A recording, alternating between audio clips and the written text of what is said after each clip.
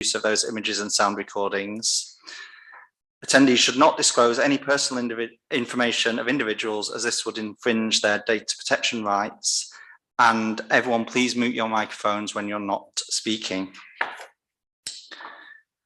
First item on the agenda, apologies for absence. I have apologies from Councillor Albone. No other apologies that I'm aware of. No. Okay. Mr. Bond, Councillor Bond might be here in a minute. Any declarations of interest? So to receive statutory declarations of interest from members in relation to disclosable or disclosable pecuniary interest in any agenda item or non-pecuniary interest in any agenda item. Councillor Fage. Yeah, I'm going to need to declare a pecuniary interest in just it's 9C, but only the part related to car parking.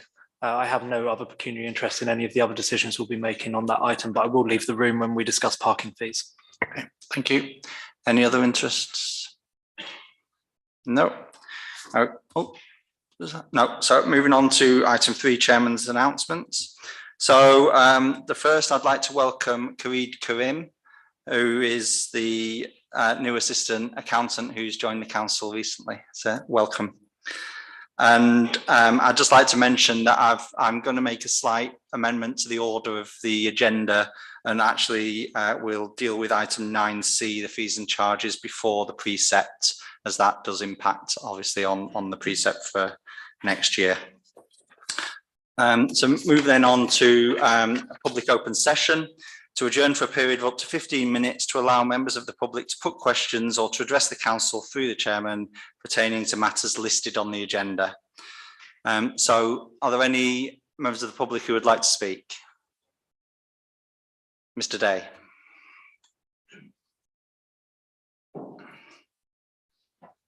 Can you please give your name and then you've got 3 minutes. My name is Gavin Day. I am a local constituent, resident of Biggleswade. Is that okay? Yeah. Yeah, so I noticed that the precept was on the agenda tonight. So I thought, well, I've looked at the paperwork and I see there's some numbers here in isolation and maybe a little bit of more big picture thinking. It's dangerous to look at numbers in isolation. So in the, pretend I'm here for prudence sake, in the interests of people who want to be prudent, I just thought there's a little context on here for the numbers. I thought I'd add a little more context. So I noticed that the precept is to go up by 9.95%. Okay, I understand the recent constraints that might influence that, but it's dangerous to look at that in isolation, because if you actually look at it over the 4-year term of this council, that actually represents close to a 46% increase. And I think that is a serious increase over time. Now you can look at this number in isolation and you can go 35 pence a week. That's not a lot. I can afford it. Well, let me add a little more context. So I haven't had a pay increase for 3 years. I don't have the benefit of governing bodies or whatever to argue for pay increases for me. Unfortunately, I don't have that luxury. Others do. So in the current climate, when I'm actually looking at my meter at home and wondering about, you know, can I sustain this temperature? 35 pence suddenly becomes a lot. But I mean, don't necessarily just think of me. I mean, I met a nice couple locally. You know, they're hardworking people, not on benefits, struggling to get around. There's a lot of people like that on Biggleswade. Think about them. 35 pence might not sound a lot, but I tell you what, over a year, over 4 years, that's a heck of an increase. So all I'm saying is, I mean, looking at this number, if that's the best number that can be come up with, I would possibly suggest that, you know, go back to plan A and take another look at those numbers. That's all I'm suggesting. Thank you. Thank you, Mr. Day. I'm sure that members will take on board your comments when we consider that item. Are there any other members of the public who wish to speak? Yes, sir, please come to the microphone and give your name My name is David Hindle. I'm here on behalf of Big Welcome, which is one of the applicants for a grant. I'd just like to thank you for the opportunity to tell you through our application of what we've been doing. I won't take more time. I'm sure you're anxious to get on with your business. I'm here. Thank you. Anyone else? No, in that case, we'll move on to the next item. We don't have an invited speaker. Item 6, members' questions. Any? No? Okay, so we move on to the minutes and recommendations of the meetings. So first, well, we'll take the, for accuracy, the minutes of the Finance and General Purposes Committee meeting held on the 29th of November 2022. Page 1, which is page 6 of the pack. Page 7. Councillor Fage. Yeah, I think item 10D, I don't think it was resolved to note the report. I know that this was a recommendation to council. I'm pretty sure it was a recommendation to council because I literally just signed the minutes for it a few moments ago. So I think that 10D should read that it was resolved to recommend the report to council, or the new policy to council, perhaps more accurately. Yep. Okay, I think we can make that correction. Anything else on page 7? Page 8. Okay, do you have a proposer to accept those? Yep. Councillor Russell, seconded Councillor Fage then. All those in favour? Thank you. So moving on to matters arising. So any matters arising on page 6, page 7, page 8? Nope. Okay. In that case, we then move on to item 9C in the pack.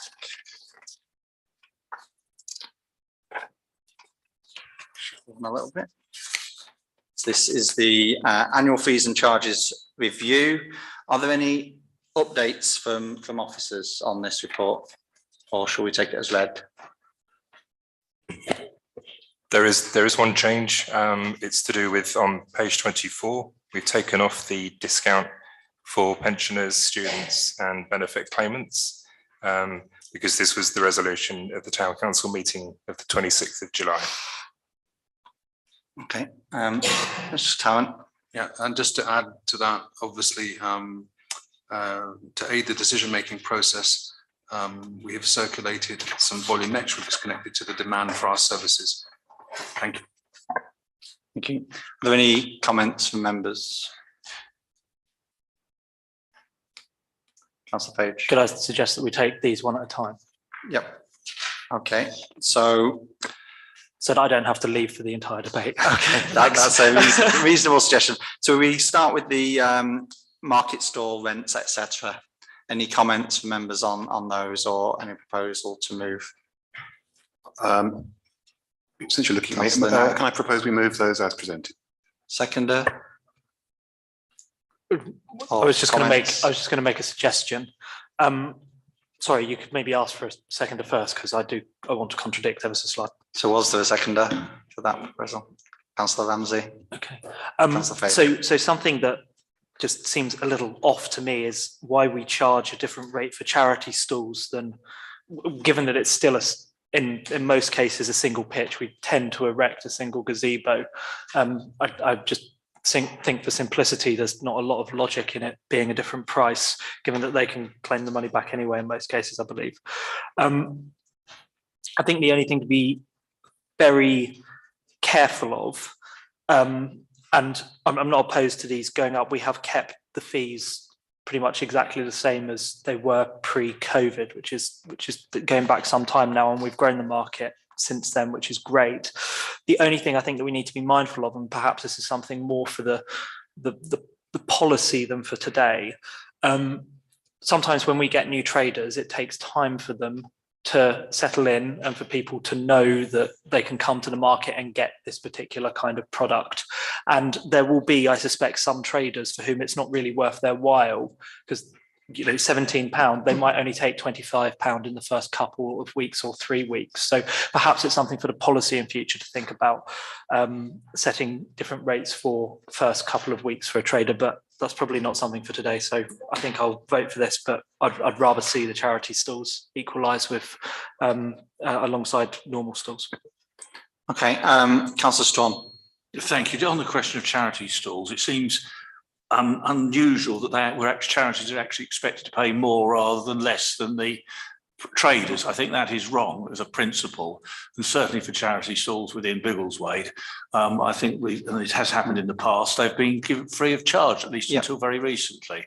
And I do find that is it's inappropriate to charge more for a charity, surely, in any event, but I don't see why we can't actually give them the stall free of charge or at a more nominal fee. I'd like to clarify with officers, actually. My understanding is that charitable voluntary organisations that support Biggleswade, that's actually a deposit, not a returnable deposit, not actually a fee. So should they turn up, they receive their money back. Is that correct? Yes, it is. Yes. Yeah. So I think if we can just add that wording in to clarify that on the sheet. So as you say, Councillor Strawn, it is free for charities that support Biggleswade. So it's refundable but deposit. it's a refundable deposit, that line, yes. Councillor Knight. Can I propose a revision to my own proposal then? So I think you're right, Councillor Strawn. I think it is an anomaly that deposit is a different amount, and it's always actually irritated me, and this is an opportunity to correct that. So can I suggest that deposit figure, which won't have a revenue impact because it's returned anyway, is actually made equal to the rent of a single standard pitch. So rather than being £18, it would be £17. Just a simplification. Okay. Just one last question for my peace of mind. Has the market superintendent been consulted about these changes? No, he hasn't. Sorry. Councillor Ramsey, are you happy to accept the amendment? Okay, any further comments or from members? Councillor Fage. Okay, I'm afraid I won't be voting for this if if the market superintendent hasn't been properly consulted on it personally, but others will make up their minds. Okay, I think we'll move to a vote then. So those in favour of the proposal? Against? Thank you. So that's carried. So then we move on to the scale of charges for allotment holders. Any comments from members or anyone wish to move them? Councillor Russell. Aren't these already set? I thought we set them in September. Yeah, they are. So we're not considering these ones we're considering in November, aren't we? Yeah. Yeah, so the only thing to note is that the notice. Yes, we'll note those then. Yeah. So burial grounds, any comments? Councillor Knight. Okay, this is a difficult subject, isn't it? So if I think about revenue and costs of the council as a whole, and the balance of what we take from the precept and what we take from other services, I wonder if potentially some of the fees for burials should be slightly higher. And I did a very quick bit of benchmarking, and it's not exhaustive, but for example, I looked at North Herts District Council, and their fees are quite a lot higher. So I think here the increase that's proposed is around 10%. And I wonder if we should actually consider a slightly greater rise for some of these fees, with a view to hopefully being able to reduce the size of the increase for the precept when we talk about that later. So I was thinking more along the lines of a 15% increase for some of these charges rather than 10%, which I think would get us closer to some of the adjoining councils. Okay. So is that a proposal? I think I'd like to hear other views before we get to a proposal. Okay. Any other members' views? Councillor Fage. Yeah, given that we don't have specific land set aside for future allotment space beyond that, which is pretty much already provisioned for at Stratton Way, we shouldn't. I think particularly out of parish burials need to come with that extra, come at that extra premium. So particularly as the town grows and we don't have specific allotment space set aside, even in the grey areas. Burial space. Oh, burial space. What did I say? Allotment. Allotment space. God, I don't think there's anyone buried there. At least I hope it's not. Yeah, so I'm happy to second. If Councillor Knight were making that proposal, I'd happily second that. Okay. Any other comments from members? Okay, would you like to make a Okay, proposal? then I will Councillor propose that we increase all allotment fees by 15%. Burial Burial fees. fees. Okay, and It's not me that started Was that. that Councillor in Page, parish you're or- seconding that. that all a lot? Was that all burial fees, councillor? Yes, I think that's simplest, isn't it? in Okay. terms of- Yeah. Councillor Page, are you seconding that? Yep, okay. Any further comments? Just Councillor Foster? before we vote on it, are we able to get some sort of context that 5% variance or whatever the variance is, how much would that impact? What benefit would it be financially? How much would additional revenue would we generate from additional 5% or whatever? it is? Mr Youngs? That's something we can calculate or do you, because if- I'll see if Mr Youngs can answer that question for us. Or Councillor Knight, whoever. Mr Youngs? Okay, it's about 3,000 per 5%. That's roughly in line with the. With your calculations I number. did, yeah. Yeah, okay. Councillor Storm? Yeah, could I just seek clarification of exactly what the proposed increase is on this? The proposal is to increase all fees by 15% rather than the 10% that's been proposed Thank you. by officers. Okay, Councillor Fage. Sorry, that clarification helps. Sorry. I personally would rather see.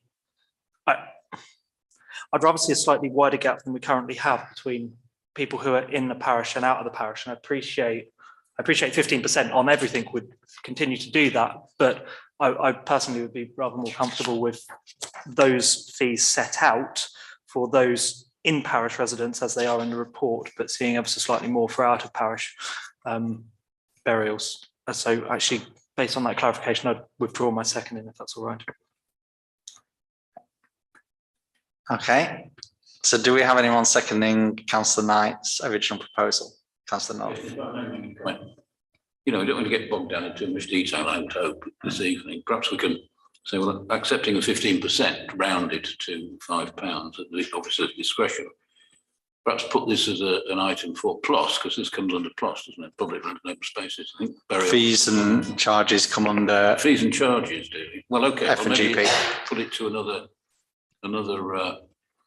F&GP to look at the 24-25 figures and taking account of what Councillor Fage is saying about a bigger differential between the residents and non-residents. Okay, so I think where we're Rather than at, getting bogged down yeah. this evening. so I think where we're at is that Councillor Knight has proposed a increase of 15% across the board, seconded by Councillor North, with a suggestion from Councillor North that well in advance of the formal setting of these fees for next year, that we consider what our approach will be for the following year's fees. Are you happy to accept that within your proposal, Councillor Knight? Councillor Knight? Thank you. So I agree with Councillor Fage that the fees and charges we have for non-residents are perhaps not as high as they are proportionally in other areas. So, for example, North Herts, they just have a very simple rule that they quadruple the in-parish fees, and we're less than 3 times the in-parish fees. So I didn't want to rush to make that proposal tonight, so I think the right thing to do is to consider that if we have the 15% across the board, but then in advance of next year, think harder. There are relatively few, or there have been relatively few out of parish burials in Biggleswade this year. So that was one reason I didn't think we needed to rush to review that. Most of the burials, the vast majority are in parish. Okay, thank you. Councillor Strong? There is, of course, an alternative which possibly might satisfy both sides, and that is for the increase for the residents to be as set out in this paper, and for the non-residents fees to be increased by the 15%. That way it would increase the differential, so to speak, and it would leave the residents or the ex-residents, as they will be at that stage, in the same situation there. So I think that, I wonder as a spirit of compromise, that might be more appropriate. Councillor Knight. Sorry, if I could just respond to that. So I think the only challenge with that is it then really doesn't bring in any additional revenue at all. So if we go to 15%, as Rob said, that would give us about an extra 3,000, and it is a balance, but that would help to bring the precept down. And I guess it's a case of ultimately you consider it to be taxation. Do you tax people when they're alive, or do you tax people at the end of their life if they want to be buried? It's difficult. Okay. Last comment then, Councillor Fay. Sorry, I think I'm persuaded actually. Just one last comment. The memorial bench installation, is this part of our policy? I don't think we have a policy on memorial benches. I know certainly in the past we've brought things to council and we've made separate decisions. So I'd just be keen for that not to be published because I don't think it's actually relevant at this point. Okay. Do you want to include that within your proposal? Yeah, okay. Are you happy to second that? Councillor North within the proposal. Okay, we'll go to a vote then. All in favour of 15% across the board and removing the memorial benches from the tariff? Any against? That's unanimous, thank you. So we move on to the Orchard Centre charges. Any comments? Councillor Fage. Yeah, I've given this one quite a bit of thought because I'm a little nervous. So personally, I think I and Councillor Knight separately, unintentionally requested today a little bit more background about what demand is for some of these services. And I'm very, very grateful for officers for turning that round within a few hours. That was really, really helpful. What it showed was that we are not at capacity yet at the Orchard Centre. In fact, if we were being honest, I think in the ideal world, we would have a few more perhaps regular hirers and we'd be at closer to sort of 80-90% capacity, if not full, and actually turning people away probably in the ideal world. But we're not at that point. In fact, we're quite a bit below that point, particularly in terms of the meeting room. That is well below capacity. And if I were thinking about this in terms of a business, if we're trying to essentially grow our market share and bring in new customers, what we wouldn't want to do, or what any normal business would do, is try to keep prices where they are. Certainly not increasing them, because as you increase them, demand goes down. And what would worry me is if we lost even one of our regular hirers, that current capacity of sort of 50-ish% could go quite down quite a bit more, and subsequently so could our revenue. So I would actually propose that we keep these fees as they are this year, and we've already done some cost savings on the Orchard Centre, which is great as a result of the Orchard Centre report.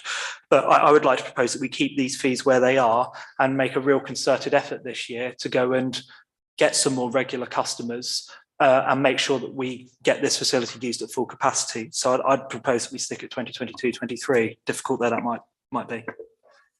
Councillor Knight. I'm minded to agree, but I would like to understand what the revenue impact of that decision would be. So I was wondering if that's information officers can provide us with while we're debating this. Okay. Mr. Town, did you have those numbers? Okay. Councillor Foster.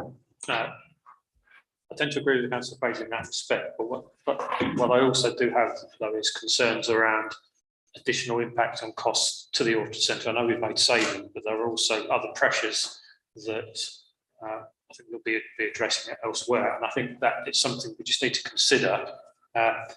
If our costs are higher and we maintain the same fees, the fees as they are, without increasing the fees, the costs are going to be higher than the impact on the overall budget is obviously higher. And again, without knowing exactly what the impact of this number is, it's difficult to quantify, but if we're talking costs elsewhere affecting the precept, we just need to consider it. Okay, thank you. Officers, do you have a number that you can share? Or? Yes, we do. I mean, obviously it is going to be slightly rough, but it's about £3,000 or £4,000. Okay. Councillor Foge. Yeah.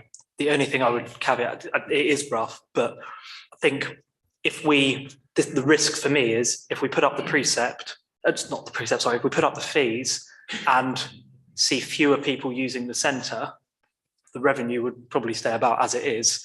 However, if we keep them where they are and have an expansionist mentality and fill up with that extra capacity, we could end up with more revenue. So that I would rather we adopted the second one at this point, because I don't think we're at capacity enough to confidently put up rates and be confident that we'll get more revenue to run the centre. Okay, so Councillor Knight, then Councillor Bond. So again, it's difficult. I think, obviously it's a community facility that we want to be available, and we want it to be available for groups that may not be able to afford other venues. But I think some of our fees and charges there are lower than similar venues within the town. And I suspect most venues are going to be under significant cost pressure, because one of the greatest costs, and we have made some efficiency improvements, is around heating. And we know that we'll talk about that later in the agenda, but the impact on the council's budget from gas increases is phenomenal. And I think we do need to work to market the facility we have, which I think is a really good quality facility. I think it's one of the best in the town, to get better utilisation. I would be surprised. You get into questions of price elasticity of demand. If we put the price up by 10%, is that really going to stop people coming to us? I think everyone's going to put their prices up, and I think in this climate, reluctantly, it's the right thing to do. So I think I support the proposal as outlined. Okay, so Councillor Bond, I'm conscious of the fact that there wasn't actually a seconder for Councillor Fage's proposal, but Councillor Bond. Same sorts of lines as Councillor Knight. Microphone. Oh yeah, microphone, please. My question is on the same sort of idea as Councillor Knight. I was concerned about obviously the utility costs compared to what we budgeted last year, because obviously budgeting one thing is supposed to actually what actually happened. It's very difficult to what we budgeted last year compared to what we're budgeting this year for the Orchard Centre. What's the difference in our utility costs, which we're expecting? Is there any chance that could be some indication of that? Perhaps I could help, Chairman. I was kindly provided with a spreadsheet with a set of figures with comparative budgets. And according to that estimate, the gas for the Orchard Centre was 2,300 for the current year and 11,700 for the next year. So that is a substantial increase of over £9,000. So I think that's possibly part of the explanation for the increases to cover that anticipated increase. Hopefully the gas prices won't go up to that level, but it's quite a possibility. We've got a duty to the council taxpayer to make sure that we're balancing our books. Okay, so before we move on, was there a seconder for Councillor Fage's proposal? No. Okay, so there's no proposal on the table at the moment then.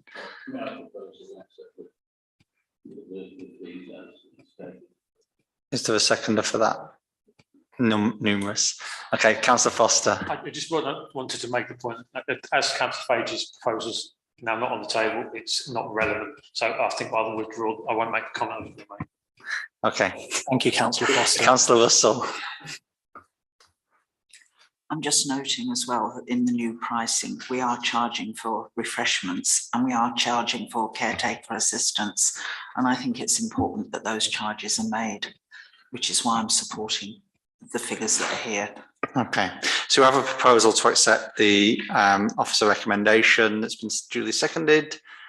No further comments, anyone? No, so all those in favour? Any against? Okay, thank you, carried. So we move on to scale of charges for hiring of sports. Oh, sorry, could I just Councillor Ramsey. suggest that we put up a large laminated notice saying that increases are due to the increase in the gas and electric utilities, in case that members of the public think we're doing it for our own benefit, which we're not. We're just trying to cover the increase in energy costs. Would it be possible to? So I would suspect that certainly in our communications to our regular hirers, officers will be careful to justify why we're making the increases. And I think generally speaking, I think most people will be aware of the drivers of such increases. Councillor North. One quick final comment. I do support Councillor Fage's suggestion that we should be more proactive and get out there and try and find people to fill the spaces. And so, if we do increase the charges slightly and get more people using it, then we get the best of both worlds. Thank you. So we all should try and find ways to promote it, I think. So move on to the next item then, which is the hiring of sports facilities. Any comments or proposals? Councillor Fage. I'm going to shock you. I'd move the fees as they've set out. Thank you, Councillor Fage. I'm only joking, but genuinely on capacity as well. We are under capacity on some of our sports pitches at particular times of the year as well. So we need to be thinking, we don't need to be coming back every year and thinking what the price is, but also the quantity, how many people are paying that price, because we need more of it because the capacity is there. Okay, thank you. Do we have a seconder? Yeah, yes, Councillor Foster. And then happy to support the increase. What I would note though is that we do have these sort of random, they're not rounded numbers, so I'd appreciate we've put a percentage increase across the board on there. At some point it might be just beneficial to try and tie the numbers up so that we've got £2.91 plus VAT, etc. I'd just prefer to have a fairly more straightforward number. Okay, thank you. Mr. Andy Johnson. Yeah, I just wanted to highlight, obviously, that the football pitches is now online booking where it's never been before. And I think sometimes it's been difficult to understand the usage. So in future, that should be more logical and easier to recover. Thank you. Councillor Knight, were you wanted to speak now? Okay, Councillor Strong. Thank you. I notice we don't differentiate between local teams and teams from outside the town. We do differentiate in other cases with non-residents using our facilities. Should we be considering that in this case, particularly if there's already a full usage of our pitches? We want to make sure that it's the people of Biggleswade that benefit from them, or at least have a better chance, and it's rewarded at the appropriate level by possibly a lower fee than for those teams who might want to come in from outside the town. I think the priority should be for Biggleswade-based teams. Okay, from the chair, I would say I'm certainly would be interested to investigate whether that might be appropriate. I think at this stage it's probably too late to consider it for this year, but alongside considering what we might do about the burial fees, we might want to consider our approach to the sports facility fees as well. Perhaps that should be considered in all cases of fees, in all issues. Yeah, okay, Councillor Fitch. Just to respond to Councillor Strawn, I think probably that's one for policies when we come and consider, and because that would set the fee structure, who we identify as in parish, out of parish, and then you have the fees. But I totally agree. Yeah. Okay. So we have a proposal seconded to accept these proposed fees for the sports facilities. All those in favour? Any against? No. It's unanimous. And at this point, I'll ask Councillor Fage to leave the room. Please don't forget about me this year.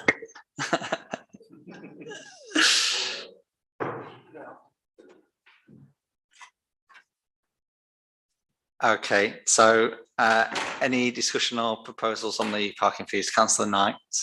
Thank you to officers for the figures they shared with us around the number of each type of permit sold. When we come to consider the precept, we're mostly considering tonight non-staffing costs, but something like 80% of this council's budget is staffing costs. So I think it is very important that we use the time of the excellent staff the council has really wisely. Over a few years, we've set the ratio of fees so that it is much better value to get a longer term permit. So half yearly annual permits are significantly better value. And in terms of business parking over the last year, it looks like no one has taken a 1 month permit. And to my mind, 1 month permits, well, they potentially have 12 times the overhead associated with administering and issuing them compared to an annual. There are still quite a number of residents purchasing 1 month resident permits. And I appreciate some people do struggle and don't necessarily have the money in the bank to buy a longer term permit. But as I say, I think it is important. We don't own a lot of our car parks either. We have to lease, Rose Lane, which is very expensive. I think we have to try to move people towards longer permits. So I would like to propose that we adopt the charges as set out with one change, which is that we increase the cost of a monthly resident permit by 20%. So rather than going from 20 to 22, it goes from 20 to 24.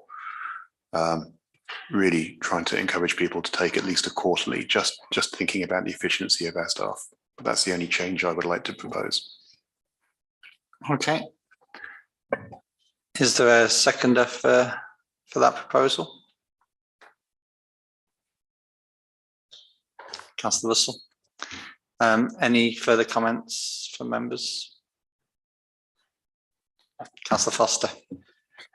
I understand the sentiment. I understand the sort of the reason for it. I'm just uncomfortable with the fact that we potentially might be penalising people that are buying their permit on a monthly basis. And I appreciate the principle around trying to reduce this impact on our staffing. I can't support an increase on a permit that might be impacting people on perhaps lower incomes or who pay monthly for that reason. So I can't support that, I'm afraid. Councillor Bond. I've got the same sentiment and I'm unable to support that element to it. I'd support the rest of the changes there. Okay. Councillor Storm. Very much the same point. The people who are buying monthly permits may well be doing because they are strapped for cash and overall, and every pound makes a difference. So whilst I understand the principle of Councillor Knight's proposal, it makes perfect sense. I shall be voting against it. Okay. Any other comments? We'll move to a vote then on the proposal to accept the charges with the exception of the monthly permit increasing to, so the resident monthly permit increasing to 24 instead of 22. All those in favour of that, please? Those against? I think that's defeated. So do we have any other proposals? Councillor North. I propose that we accept the charges as stated. Okay, do we have a seconder for that? Numerous. Any further debate? Okay, all those in favour of that then? That's unanimous, thank you. Welcome, Councillor Page, who is obviously here with you. Okay, I believe that's, we've considered all of the fees and items.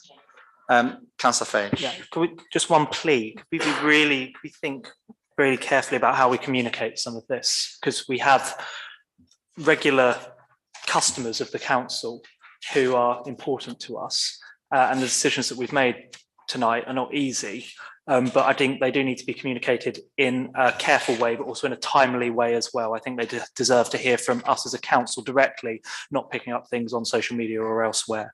That's all. Thank you. Okay, so we now move on to item 9A, which is the original estimate and precept for 23-24. Are there any updates from officers? Mr. Tarrant? Maybe I'll just spend 5 minutes if I can, just kind of summarising some changes, if that's okay. The first thing to say is that this paper supplements the paper that I put to F&GP back on the 29th of November. There were 2 bits of specific information that the previous meeting of F&GP asked for. The first element was in regard to the major drivers that supported the increase in precept. And the second bit of information related to what the projected outturn was in the current financial year. Both of those items have been addressed in the paper, so I won't go through them. It is worth highlighting the odd change connected to the original paper though. In the original conversation, and that started some months ago now with members in the working group associated with this, officers shared in detail the account related information, and we've supplemented that this evening as well. There was some indicative sense from members about items of emerging pressures that they felt generally supportive of at the time, and that's been included in the budget currently into option A and to option B. Part of that is an increase in the investment associated with the White Fleet And Karim is available for questions should members wish to ask for some more detailed information associated with the decision-making process with that. So if you'd like to ask him a question, he's here tonight. What I would stress, though, is that as much as members highlighted some critical issues that they'd like to support, if you look to page 10 of the report, there is still a range of unfunded emerging elements that were considered not to be appropriate at the time. And as the RFO of the council, I still remain concerned connected to these items, and I'm conscious of the risks associated with these items. What I've tried to do here within the paper is to also highlight to members the major growth items connected to the budget, and they're highlighted in options in Fig 3 and in Fig 4. So you have a detailed comparison between 22-23 and 23-24. You can see from page 11 that the projected outturn for the current financial year amounts to 14,377. That is not a obviously end year figure, and it will continue to evolve. So it's at best to be considered indicative at the moment. What I would highlight to members again as the RFO is even if that figure were to remain static, it would not be a considerable difference connected to the council's general reserve that currently sits at 361,703.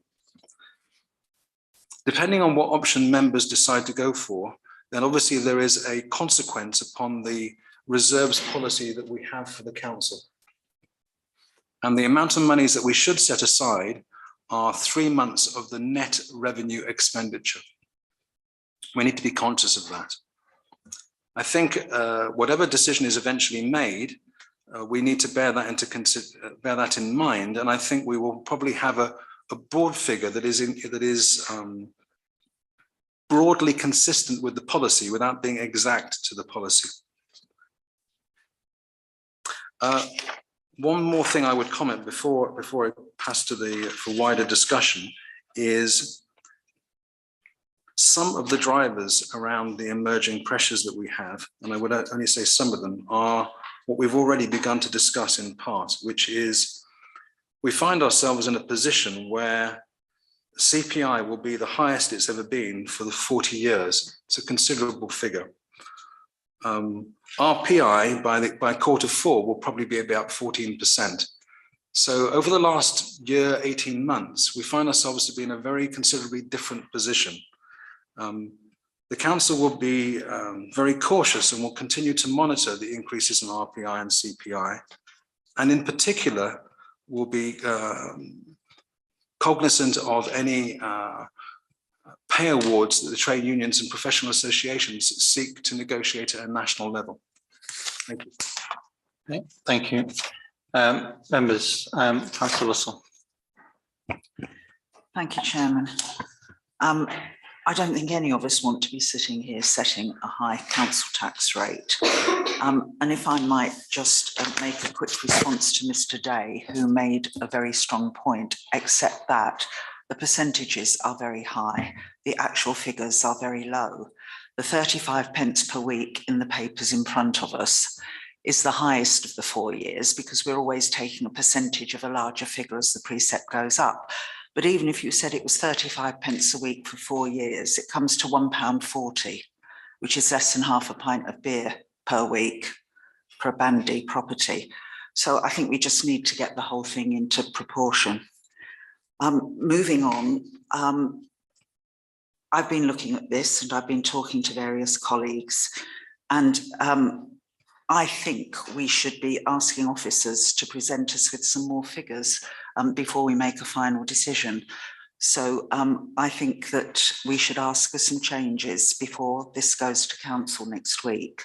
And the things I'm particularly looking at are the 2 new vehicles for what we seem to call the white fleet, but we're actually looking at 2 SUVs, flatbed vehicles. And one of them is 10 years old. It belongs to the council. It's on its knees, but it's still working. The other one is 5 years old, but it's just come out of lease, and we are waiting for a figure from the lease company as to what they would charge us if we keep it going a little bit longer.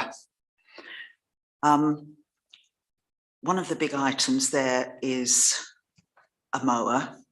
And I think most of us are convinced that, yes, that has to go ahead. It is a large figure, but we need a gang mower. We've got lots of open spaces that need mowing. The one that we've got is falling apart and is costing more and more in maintenance. So I'm personally quite happy to see the mower in there. I'm not so happy to see both of these vehicles. Now, there are two other figures that are huge increases in the papers that we've got in front of us. The first one, which I'm sure the officers are going to tell me is there for a reason, but public realm insurance has gone up from £300 to £6,000. I'm not sure what that's about. And the other figure that's gone up a lot is computer maintenance and support, which has gone up from 33,000 to 50,000. So talking to officers, I understand that we could take at least 3,000 off of that computer figure. I would hope we might be able to take more, particularly as we're going out to tender again for that contract. So we hope we'll get a better figure going forward. So I'd like to propose that we ask officers to come back with another set of figures for next week for the council meeting when we actually set the precept, and that those figures should show a precept level with removing both vehicles and £3,000 from the computer budget, and to let us have a figure for that, for what the council tax would be then. We know that we are going to need to replace those vehicles, but if we can keep them going just a little bit longer, we may be able to find other ways round and at least defer until next year. And hopefully, you know, we're replacing the mower this year. Can we keep the vehicles going for another year? So I think my proposal would be, Chairman, that we ask for a figure that removes both of those vehicles from the budget and £3,000 from the computer budget. And I'd like to hear what the explanation is on the public realm insurance. Can I just clarify, is that removing those from option 2 or option 1? Just to clarify. From the lower option. Yes, definitely. just Yes, clarifying that was the case. Yeah. 9.95. Do we have a seconder for that proposal? Councillor Bond. Any further? Yeah, do you have an answer on the insurance? Yes, but basically it was a coding error from last year, and it's moving the public realm vehicles insurance into public realm and taking it out of central services. Well, that's not very obvious from the papers we put in front of us. So you're saying that actually the other 5,700 is in the budget elsewhere? Yes, exactly. Yes. Okay. Yeah. So we can't ask to look for that. We can ask to. Okay, Mr. Tarrant. Yeah, responding to Councillor Russell in regard to ICT. Approximately mid-80s percentage terms of that overall figure relates to the current contractor who supports the council. There are other ICT costs in the overall figure. And again, talking to what Rob was talking about here, we're also in a way sorting out an accounting area here and making sure that all of our costs are in one point of reference. However, taking on board what Councillor Russell says, I have circulated to all members a indicative ICT specification moving forward. And of course, the council is about to go out to tender and seek a range of alternative suppliers. Part of that process, we may be able to draw down further efficiencies than those we've already captured on page 11. So that's certainly a possibility. Okay, thank you. Councillor North, then Councillor Fage. Just on the question of the vehicles, perhaps Peter or possibly Kareem can perhaps just expand on that a little bit, just to explain a bit more and what their feeling is about the Councillor Russell's proposal. Okay. When you say, when we're talking about, perhaps explain what is meant by the white fleet, what's in it and what's not in it. Because there are other vehicles, aren't there? The tractor and the Kubotas and things. Okay. Thanks, Chair, and thanks, Councillor North. And yeah, just following on from Councillor Russell's excellent introduction and views on the white fleet. So what's not in this request for 24,000 is for the 2 Kubotas, tractor and other associated vehicles. This solely focuses on the 3 white fleet so-called vehicles that we have, which are the 2 Isuzus and 1 Ford Ranger. In terms of justifying why, I mean, I think Councillor Justle's already had a very good introduction. Essentially, they're aged vehicles. The best thing I can say is 2 things. We're endeavouring to do our best to professionalise the fleet so that it becomes less fuss, more delivery all the time in terms of operations. And in all kind of conscious, I mean, manufacturers tend to suggest certainly for specialist kit like the mower or things, it's usually a 4-year time frame. For other kind of more standard vehicles, if you like, it's more like 5 years, 4 years plus 1 on a kind of contract. So we couldn't necessarily, because most of our vehicles of those 3 have gone well beyond their serviceable life cycle and they're definitely due a replacement. We couldn't necessarily say in all good conscience that carrying on maintaining them as we are with increased cost would not result in them breaking down and therefore impeding on our operations going forward into 23, 24 and beyond potentially. That's it. Thank you. Councillor Fage. Yeah, I have a few points. So firstly, I think I'm happy to support this proposal, but I was hoping perhaps thrown into that the other quite significant increases on the rates for the depot. That's going from 16,000 to 28,000. So we don't need an explanation tonight, but I think when this does come back to council, we need to understand what's going on there. Also regarding public realm insurance and essential services with computers, again, don't need an answer tonight, but if something was coded wrong and was in one budget item and is now coming across to another budget item to get it in the right one, presumably that one goes down and this one goes up. That shouldn't affect the preset because it's the same total overall. Or are we actually spending £17,000 on new computers? I don't know. Similar argument for public realm insurance. If it was thrown in with another kind of insurance, that should come down and we move it across to public realm. I might be missing something though. Just to take a little bit of a step back here, it is worth making very, very clear that a good 7% of this budget, it's just not up for discussion or negotiation, this precept increase, because there are pay settlements nationally. We've taken £37,000 out. That's on top of the £25,000 which we saved last year, another £37,000 of efficiency savings. But there is a pay settlement nationally. That leads to increases in our staff's wages, but also the cost of employing them as well with national insurance and various contributions such as pensions, etc. So that's not up for discussion, that's not up for debate, and we have to accept that, I think. Bearing in mind, we've been very, very diligent with finding and trying to absorb as much of that as we can. I think it's also worth reflecting as well on how far this council has come. And it was very much well within my lifetime, only towards the end of the sort of the noughties, you know, this town council was still operating out of essentially a small house on Chestnut Avenue, employing a number of staff that you could count on one hand. You know, in that time, this council has had to brace itself for considerable growth, taking on very much new responsibilities and play catch up with infrastructure. That's required us to employ more new capable staff that are able to hold conversations and hold their own with the likes of Central Beds Council, with our Member of Parliament, with the Police and Crime Commissioner, with the NHS, with all other stakeholders. And unless we pay for that as a town and you know, accept that we were once upon a time the equivalent of Dibley Parish Council in a medium-sized town, and we're now playing catch-up, you know, sadly that comes at a cost, and it's one that town councillors pay as well, because pretty sure all town councillors live in the town. I'm happy to support this, but I do think we need a little bit more detail on those items coming back to council. So I'm very happy to vote for what Councillor Russell has outlined, and I hope that we can throw in there the depot and the rates and get an explanation on that. Okay. One thing I think I would add to, and just ask Councillor Russell to whether she wants to explicitly reference it in her proposal, is to obviously adjust the figures to reflect the decisions we made around the fees and charges as well.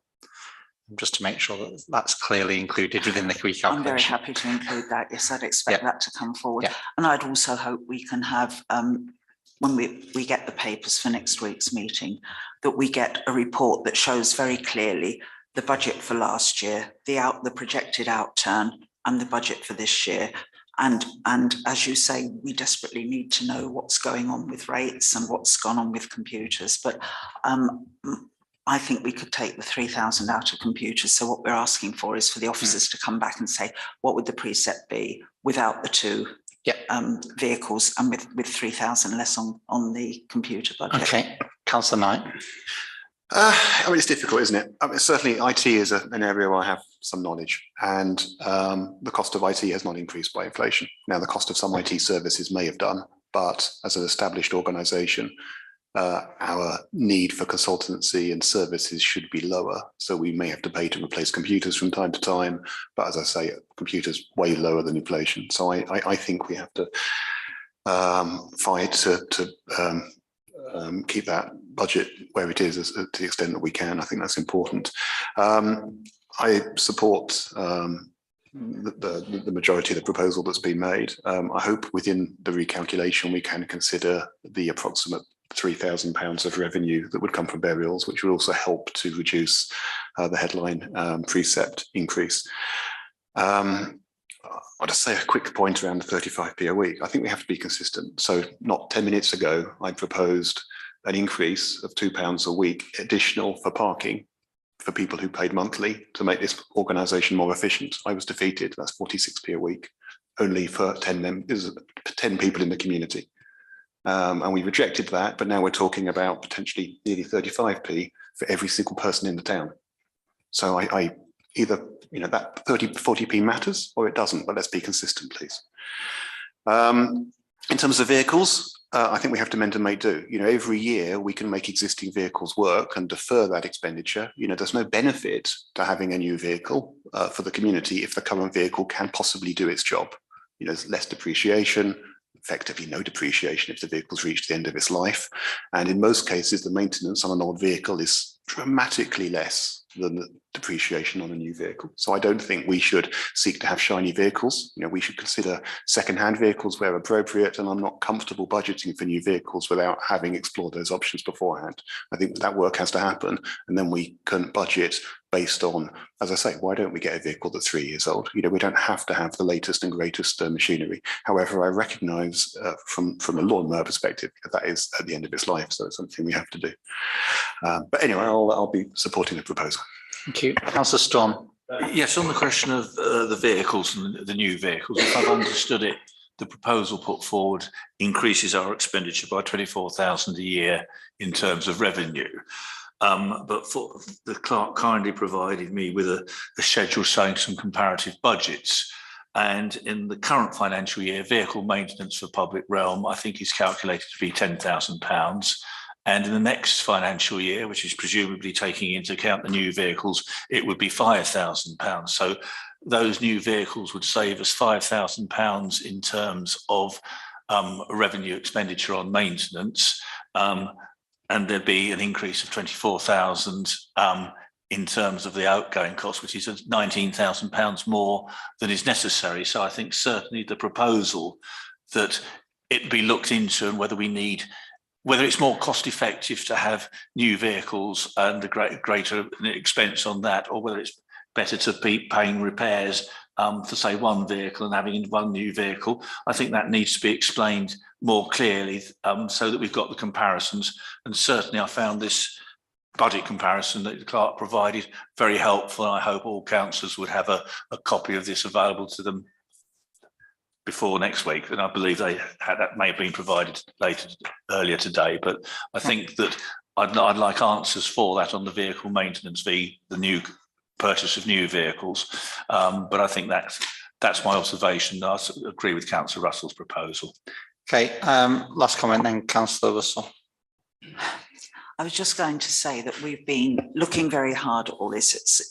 All colleagues have been looking hard at this, and we've had so many papers flying around. I think we need to ask staff to get something together that goes out with our council papers that brings all this together. And as I say, I particularly want to see last year's budget, projected outturn, this year's budget, and any main variances explained. And I appreciate what Councillor Strawn has just said about savings on maintenance, but we're not talking about never replacing these vehicles. We're saying, can we just wait a bit longer? Because as Councillor Fage said, the main increase in the budget is the national pay settlement. And just for the sake of reminding people in the room, because the national pay settlement gave the lower pay scales 1,925 as a lump sum, rather than a percentage increase, that lump sum increase is a 12% increase for some of our staff. And so that's why there's the increase that there is in the budget, the main part. But we're still looking at that, those 2 or 3% at the top end, and can we do anything about that? Because we have to have that impact of the salary increase. Okay, so thank you. So I'll summarise the proposal as I understand it, and if you can confirm, Councillor Russell. So I believe the proposal is to recommend to council that we go with option 2 with the following amendments: to remove the investment in the 2 new vehicles, to reduce the IT budget by £3,000, and to reflect any changes that we made in relation to the fees and charges early this evening, and that this should be presented to council in a form that shows this year's budget, the outturn and the proposed budget, and explain any variances. And that's been seconded. Yes, at least £3,000. At least £3,000 then, yes. Okay. Happy with that. Councillor Foster.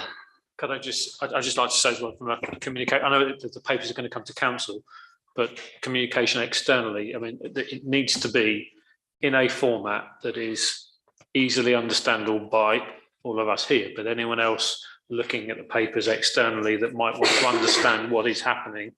And I think when you've got lots of papers, if you're not used to that format, I think we've just got to make it as clear as possible for people to understand. Councillor Russell. At the same time, if I might say, local authority budgets are very complex, and we need to ensure that we have the right papers in front of us, that we can make a proper legal decision, because we are legally obliged to set a balanced budget, and we need to be absolutely sure of that. So whereas I think we need to be able to explain to people who aren't involved with this council when they ask questions, or we need to explain things in a simple way when once the precept is set, we do need the papers in front of us that actually allow us to set that budget properly, legally. Can I just go?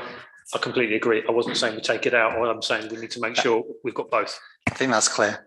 Okay, we'll move to a vote then. So all those in favour of the proposal? That's unanimous. Thank you very much.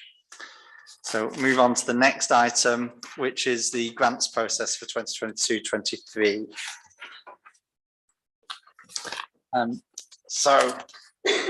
Before we move on to consider the individual grants, are there any updates or comments from officers?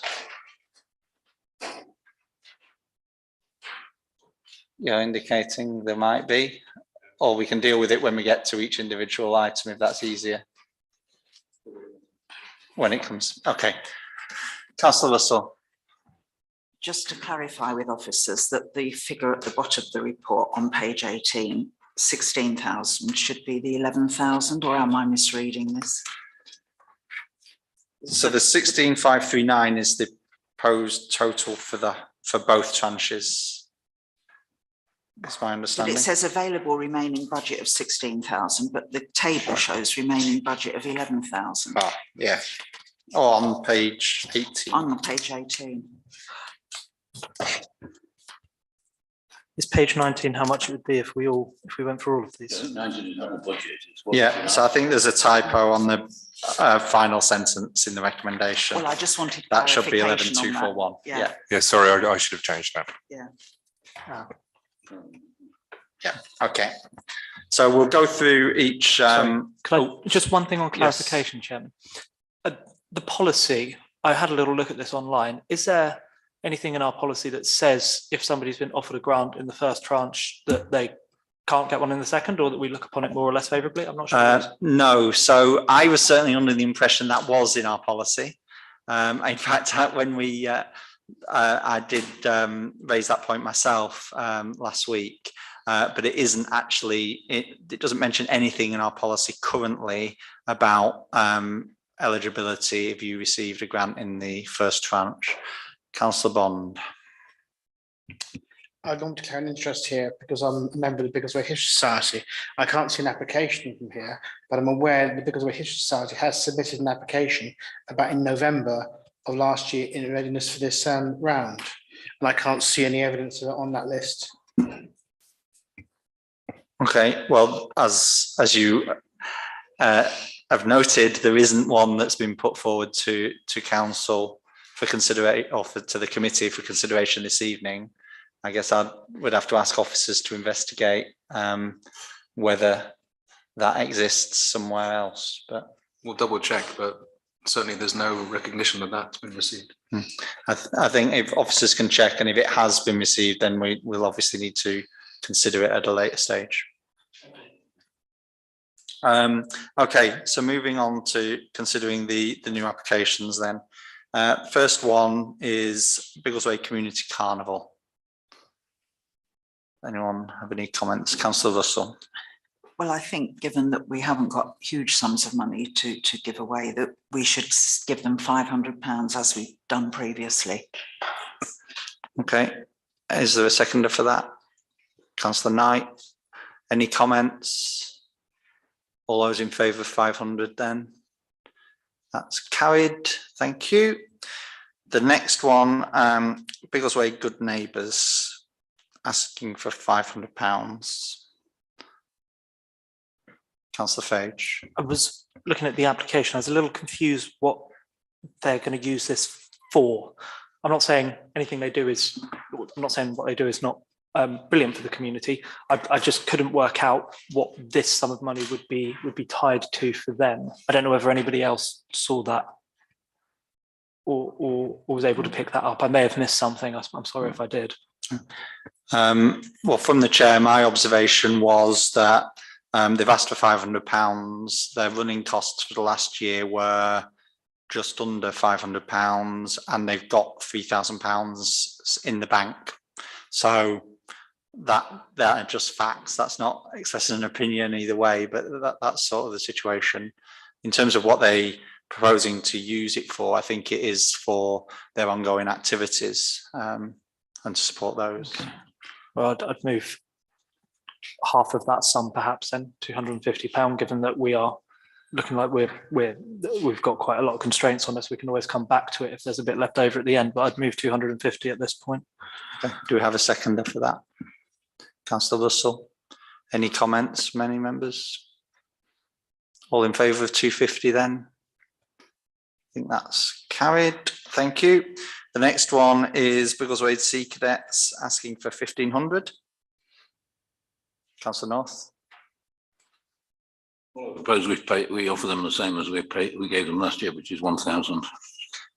Okay. The proposal was 1,000. Any seconder for that? Councillor Fage. Yeah. Any comments?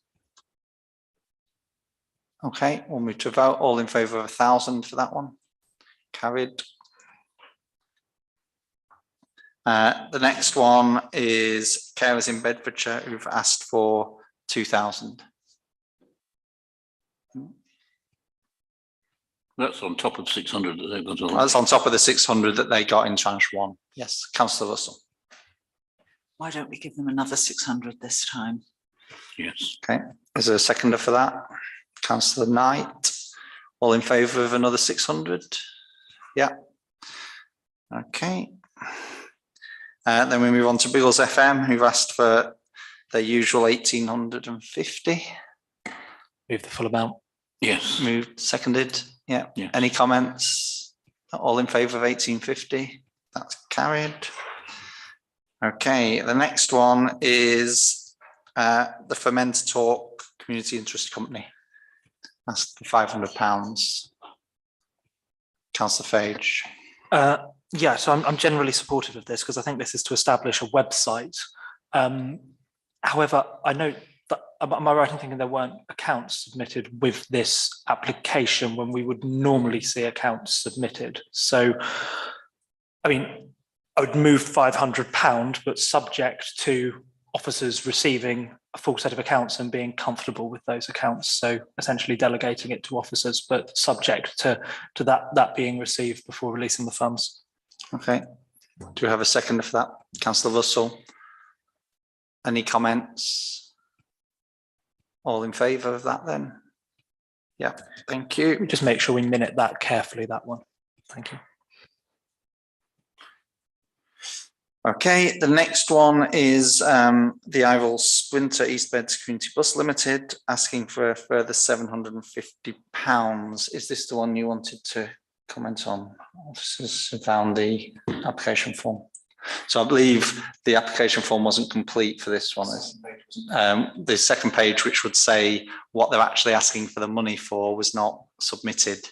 So we don't actually know what they want the money for, and they have recently purchased a new bus, so which is what they've historically asked for the money for. So it's not clear what this is asking for at this point. Yeah, I'm a little bit, if I may, I mean, it's not like we could just ask for this and delegate it in the same way as officers being comfortable with a set of accounts. You know, they might not have anything to spend this on specifically. So I'd propose that we don't accept this one at this point.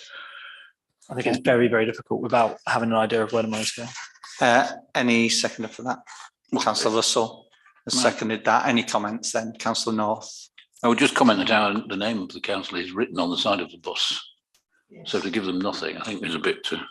Well, I'll just say we did give them £500 in tranche one, so they have had some money this year, and over a number of years they've received donations towards that bus. Maybe so they have received money from us for the new bus that they have purchased. Yes, all right. Maybe if I make a suggestion then, Chairman, perhaps if we would give them £250, that would be consistent with what we're doing with the Good Neighbours, given that we know it's a great organisation, but we don't have the full detail on where exactly that money would be spent. Okay. Is the seconder happy with that, Councillor Russell? Okay, Councillor I'd like to Ramsey. say that I support that because I think they do provide a very good public service, especially now some of the bus routes are under threat. So I think we should do what we can to keep them viable. Okay, so proposal is 250. Any further comments? All in favour of that then? Yeah, thank you. The next one is Keach Hospice Care asking for 1,000. Give it to them. Yeah, Yeah. that's moved. Any seconder for that? Yeah. Yeah, all in favour? That's carried, thank you. And then the last one on the top table is the Royal British Legion asking for the £750 for the bench that we deferred last time. Councillor Russell. I think when we looked at this before, we asked that the British Legion should talk to the council about where they wanted to put the bench, because it wasn't clear what they wanted to do, whether they wanted it near the War Memorial or somewhere else in the town. I'm not sure they've done that yet. No? Mm-hmm. So I'd like them to have the funding for the bench, but I think we should put the caveat on that only when they've agreed where the bench is to go with the town council, if it's going to be on public land. Okay, is there a seconder for that? Councillor Page, the proposal is to give them the £750 subject to agreeing the location of it with the town council if it's on public land. All those or any comments first of all? So all those in favour of that? That's unanimous, thank you. Could we get a running total, please? 6,700, I make it. Is that right? So we're at 6,700. Okay, so we've got 4 more to consider. So the next one is Biggleswade Community Group asking for £2,000. Any comments? 1,000. Councillor North. Give them Proposal is 1,000. 1,000 from Councillor North. Any seconder for that? I understand. No, sorry, I was going to make a suggestion. All right. No. Yep. Okay. Is there a seconder for the £1,000? First of all, not at this stage. Okay. I was Councillor Page. actually going to suggest a little bit more on the grounds that I know that this group go to a huge amount of effort to engage a growing number of elderly and isolated residents. And I know that printing costs have gone up, as has the cost of fuel. And I think some of these are actually manually delivered to residents. So I'd be more inclined to go closer to sort of £1,300. But given that there's still money in the budget, perhaps as high as 1,500. 2,000 might seem a little much, but 1,500 I think would be fair. So is the proposal 1,500? Yes. Yes. Is there a seconder for that? Councillor Russell. Any further comments? So all those in favour of 1,500? Any against? No. Okay, thank you. The next one is Here to Listen CIC, asking for 1,000. Councillor Page. Yeah, I would move the full amount. I understand they're actually looking to get a permanent footprint in the town. And the more we can do to work with them, I think will be massively to the benefit of residents in Biggleswade. Okay. All those seconder for the full amount. Councillor Russell, any comment? All in favour then? Yeah, I think that's fine. Big Welcome asking for £2,000. Councillor North. Well, if we reduce that by 500, 1,500. Proposal 1,500. To fit within the budget. Yeah, that's a very good question. We've currently got £2,041 remaining. Okay. So 1,500, I'm happy to second that. Okay, that's seconded. Could I just ask that we could go for the full amount for this, please? Because it's a very worthwhile cause. They've gone through the Home Office. It's all totally legitimate. And they've taken 4 years to raise £11,000 for themselves. And I don't think it's fair to cut down their offer because we're running out of money that we've given to other people. So I would like to propose or suggest whatever that we try and stick to the original 2,000. So we have a proposal for 1,500. So to move for the full amount, we would need to defeat the initial proposal. Are there any other comments from members? Councillor Strong. Yes, Chairman, I think we do have to consider the final application as well, because effectively we're limited to £41 if we do the 2,000. It's £541 if we do the 1,500. And it's always difficult when we go through this and the last person is possibly going to get far less than we might otherwise give, or they might get nothing. So I'm not happy with that level, because £41, which seems to me to be a very paltry sum when we consider some of the other offers. I think it's about trying to get a balance between the applicants. Okay, Councillor Knight and Councillor Russell. I think we have to consider each application on its merits, and the order they appear should be irrelevant. And if at the end of that we realise we've overspent, we'll have to revisit things. But I don't think we can consider an application based on the fact this is the amount left on the pot if we've over allocated. Yeah, I think that's true. So it's nothing is finalised at this stage until we've considered all of the applications. So if we do find we've overspent, then we'll need to revise other figures. That in mind, Councillor Russell, you were next. Councillor Bond. I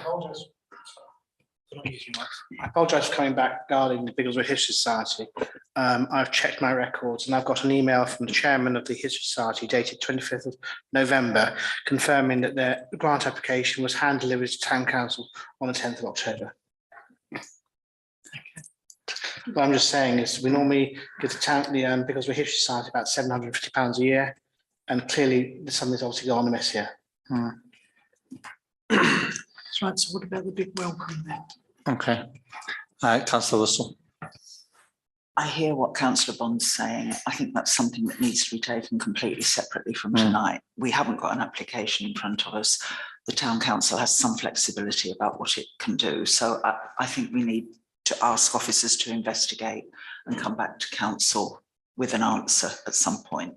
Yeah, I'd agree. I think we have to assume it, we've not got an application for the purpose of this evening, but then should that be discovered, then I think, yeah, we will have to look at that on its merits in a separate way. Thank you. Councillor Fage. So if I was looking at the balance of the last two that we have in front of us, and I'm just talking about the balance generally, I know that the Biggleswade Community Garden are looking for investment in tools. At this stage, I understand the land that they have is at Chestnut Avenue, which is reasonably small, and we're not yet in a position to just provide more land as they look to grow. But I think we should make some commitment towards that, and given the cost of tools, I think you can get some really good spades, shovels, trowels, wheelbarrows, etc. for about £350. So if we were to look to do 1,650 for or 1,650 for the big welcome, and then about 350, perhaps a little more for the community garden, that would be the rest of our budget. Okay.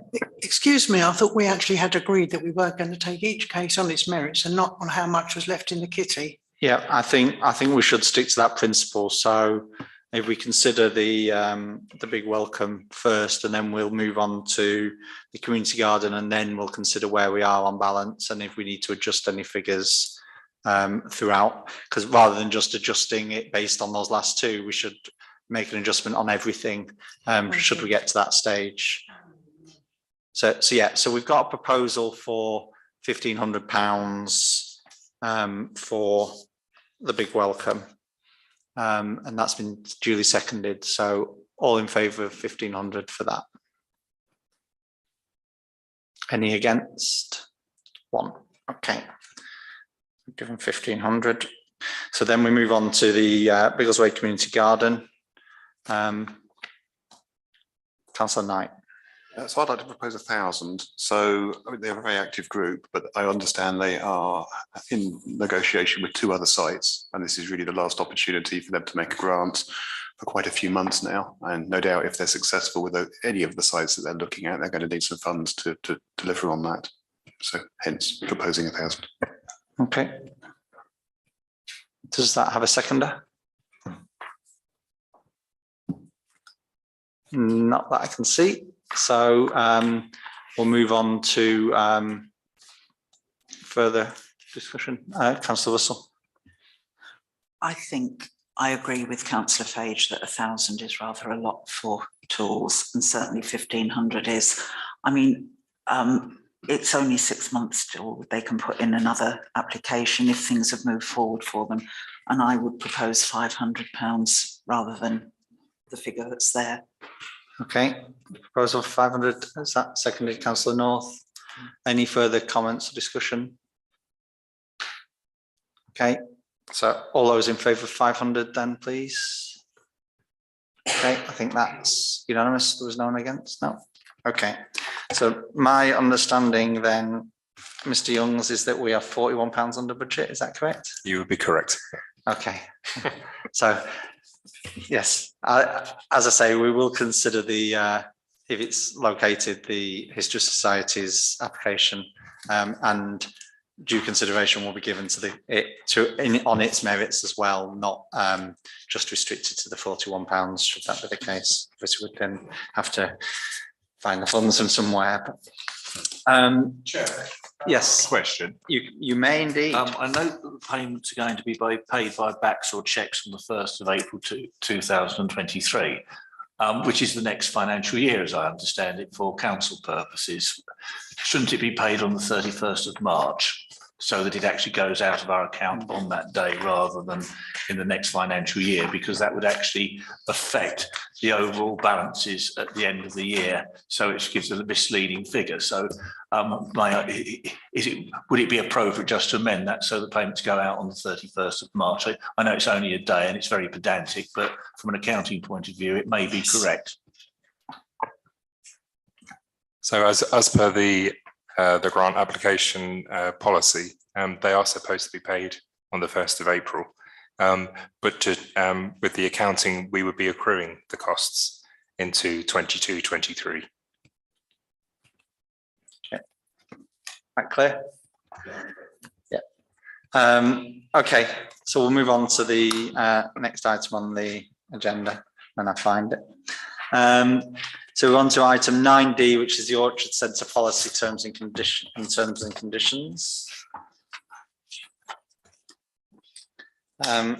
Officers, are there any updates to the report? So any discussion or proposals from members, please? Page 32, thank you. On the report.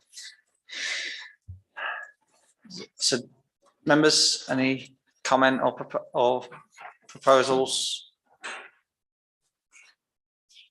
Councillor Fage. Yeah, just on a more of a process point.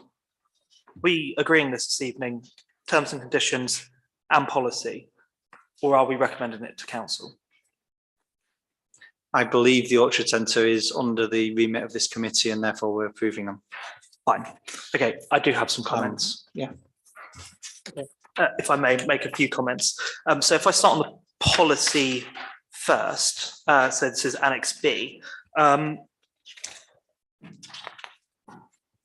think we've got to be careful. So I'm looking at the category charging categories. We talk about standard and community, but elsewhere we use the language of commercial and community. So I think we need to be very consistent to make sure that we're clear who falls into which. And there is a comment or a sentence underneath those two bullet points which says within the community category a concession is applicable to local charities and not-for-profit organisations. I would just remove that sentence altogether, because if a charity is captured under what you'd call community, it's captured under community, so we shouldn't be looking I think at there's a different, so there are effectively three levels of charge, or there's an additional discount for charities that benefit the community. Right. So there's two fee levels plus an additional discount, so that sentence is valid. Okay. As it is there. Fine, I'm more comfortable with that then. The only other thing I had to add on the policy was I'm just a little putting the charges in the policy itself. It just feels like another thing to update, and it's another thing to accidentally forget about when we come to review the fees every year. So there's that. I mean, I have one or two typos on the terms and conditions, but I'm broadly in agreement with them. The only one I was a little bit hesitant about is number 10. Any cost of damage for private booking shall be incurred by the hirer up to a maximum of £125. So if they were to come and rip the smart board off the wall, are we only so there's the additional sentence which says where damage is caused by a deliberate or negligent act by the hirer or someone attending their session, the council reserves the right to charge the hirer for the full cost rather than making a claim on the council's insurance. Right. So this is the provision for our insurers to cover our insurance to cover it is only for private hires, not for commercial hires who are expected to have their own third-party liability insurance that would cover the hire of the building, and they would need to pay the full amount. For private hires, our insurance would cover it with an excess, which is why we limit the amount. But yes, where it's deliberate or negligent, then we would charge the full amount to the person who caused the damage, essentially. Okay, thank you. In that case, subject to the change of language under charging categories from standard to commercial, because that's the language which we use in the terms and conditions and elsewhere in the policy. So subject to that change, I propose that we accept both of these as set out. Okay, thank you, Councillor Fage. Is there a seconder for that? Councillor Russell? I'll second it, but I take the point that not having the charges attached to the policy. The charges are separate. Yeah. So that was the second point, wasn't it? So change the word standard to commercial under charging categories in the policy and remove the Annex A, which includes the charges. That's the proposal. Are there any further comments? Councillor Knight. I just, if we were to claim on our own insurance, what is our deductible? And is that, if it's more than £125, should the £125? I believe it's been confirmed. That's why that's been set. Oh, okay, that is. Yeah. Okay. Yeah. Okay. Any further comment before we move to a vote? Then we'll move to a vote then to adopt the policy and the terms and conditions. All those in favour? Any against? No, I think that's passed. Thank you very much. To move on to items for information. So I think, Mr. Sen, are you addressing us for this? So the first item 10A on the risk assessment. So an all update, please. Thanks, Mr. Chairman. So officers have now reviewed the existing town council risk register, and we will be presenting a report with recommendations showing the risk framework and proposed risk management process at the 21st of March F&GP committee. We've also in the interim shared the work in progress with councillors Grant Fage and Bullinger for the combined input and feedback. What we're suggesting is officers will allow committee members in the interim to scrutinise the new risk management approach and to agree that the actual risks and the treatment of risks, both identification and treatment of those, ahead of the subsequent town council meeting. The new risk approach the new risk management approach will empower all managers essentially to hold and treat their own risks on their own registers and escalate as required to the top level, to the management meeting on a routine basis for inclusion or otherwise in the top level risk register. The new risk approach, of course, will be implemented. We're seeking to implement that subject to members' view and town council resolution from the 1st of April 2023. Thank you. Thank you. Any questions or comments, Councillor Storm? Yes, as far as the risk register is concerned, has the issue of correspondence not received or not being actioned been considered in that risk assessment? Because one looks at possibly not an important one, but not crucial, of the History Society's application for a grant, which seems to have been delivered but not received. And later on the agenda, there's a question of some emails that weren't actually addressed for some time. How have they been included in the risk assessment, or at least how to avoid that issue happening in the future? Okay, I think that's slightly straying off the specific topic, but I think will officers note that in terms of their consideration of the risks when they're pulling the framework together? Thank you. Any further comment, Councillor Russell? Just being a bit naughty, I used to work for a firm of solicitors who would not trust the staff to open the post. The partners used to take it in turns to be on post opening rota and note everything down, because you cannot afford for things to go missing that have gone to a solicitor's office. Okay, I'm not quite sure that Mr. Tarrant will want to open all the posts that the council receives, but that's noted. Thank you, Councillor Russell. Okay, so are we happy to note that report then, members? Thank you. Next item then is the report from the Finance Manager on Unity Trust Bank. Are there any updates to the report, Mr. Youngs? There's only one small update, and that's that we are expecting finally the credit card to turn up in about 7 to 10 working days. Thank you. Any questions or comments then, members? Note it.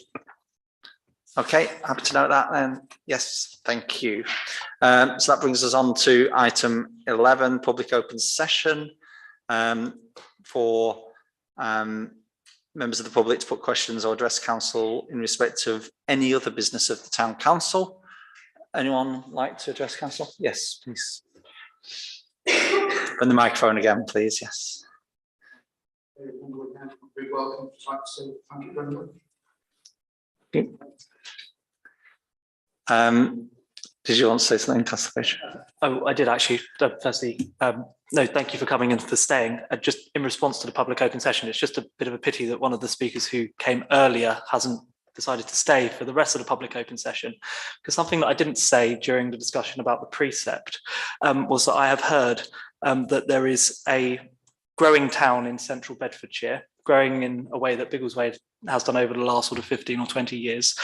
And this year, this single year, I won't mention which town, this single year, they are going for a precept increase of in the region of 30%, 30 in 1 year. So that is what happens when you don't stagger growth over time. And I think there's an important lesson to be learnt there. We've resolved what we have, and I think we've reached a good position tonight, but it's an important reminder there for certain residents. Thank you. Okay, are there any members online? No, members of the public online. Okay, in that case, we move on to the next item. So to resolve to move into exempt session. Do we have anyone move that, please? Moved, thank you. You put that, All in Chairman. May I favour? ask a question? Oh, Why is it necessary for item 12A to be treated as exempt? Because to me, there doesn't seem to be anything obviously that should be exempt. It's, I think it's a matter of public record in most cases. I appreciate there's some recommendations there, but why is it exempt? without obviously addressing the subject matter unless it, can you shed some light on that, please? It's difficult to shed some light in an open forum, to be honest with you. And I believe you and I have discussed this in detail already. Yes, yes. Okay. Agreed the approach. So it's been moved. Are we all in favour of moving to exempt session? Yeah, okay.